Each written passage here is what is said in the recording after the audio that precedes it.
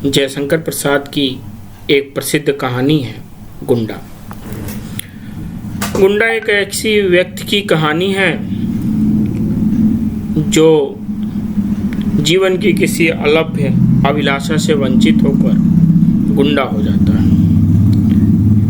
एक नेक सहृदय व्यक्ति जिसका हृदय संवेदना और प्रेम से भरा हुआ था।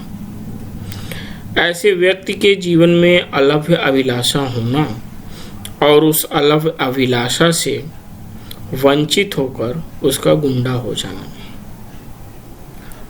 ननकू सिंह का कैरेक्टर उसे एक सहृदय और संवेदनशील मनुष्य के गुंडा होने की कहानी है। गुंडा शीर्षक मूलतः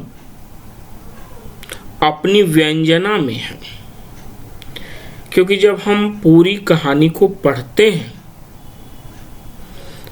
और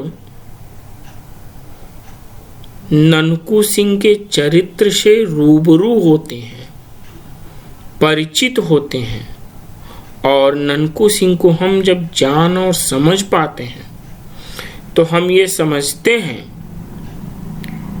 कि ननकू सिंह का व्यक्तित्व बड़ा ही सहृदय संवेदनशील है और उनके व्यक्तित्व की जो सबसे बड़ी विशेषता है वह यह है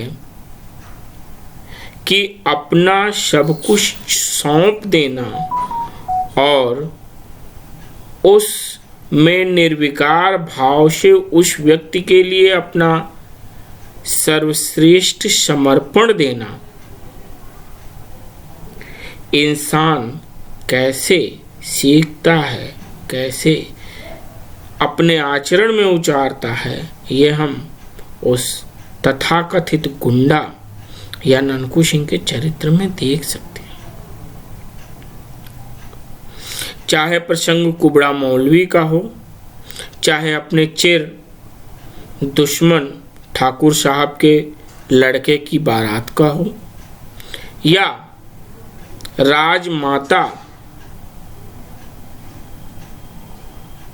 के राज परिवार की रक्षा और सुरक्षा का मामला हो, इन सभी जगहों पे ननकू सिंह की सहृदयता, संवेदनशीलता, उदारता देखने को मिलती है।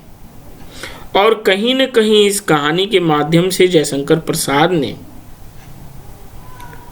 सामाजिक परिवेश में एक गुंडा बनने की, एक व्यक्ति के गुंडा होने की जो विडंबना है उसे रेखांकित किया है। जीवन में प्रेम न मिलना और उस प्रेम के न मिलने के कारण ननकू सिंह का गुंडा होना और गुंडा होने के बाद भी जो ननकू सिंह का मूल चरित्र है, जो उनके व्यक्तित्व का अभिन्न अंग है, और वह है प्रेम, संवेदनशीलता, उदारता, उसका बने रहना और अपना कतरा कतरा दलित द्राक्षा की भांति निचोड़ कर रख देना ननकू सिंह से सीखने लायक है। आज बहुधा लोग अनेक सामाजिक बंधनों से परे संबंधों में रहते हैं और जैसे ही अभिलाषाएं अलभ्य होती हैं, एक दूसरे के जीवन को नुकसान पहुंचाने के लिए अंतिम छोर तक प्रयास करते हैं। ऐसे लोगों को गुंडा कहानी पढ़नी चाहिए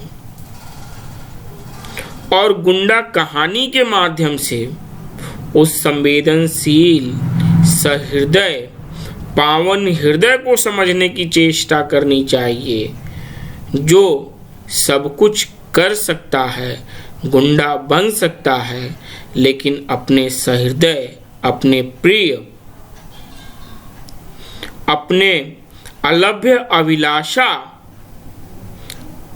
के प्रति आजीवन समर्पण भाव रखकर जीवन व्यतीत करता है। धन्यवाद।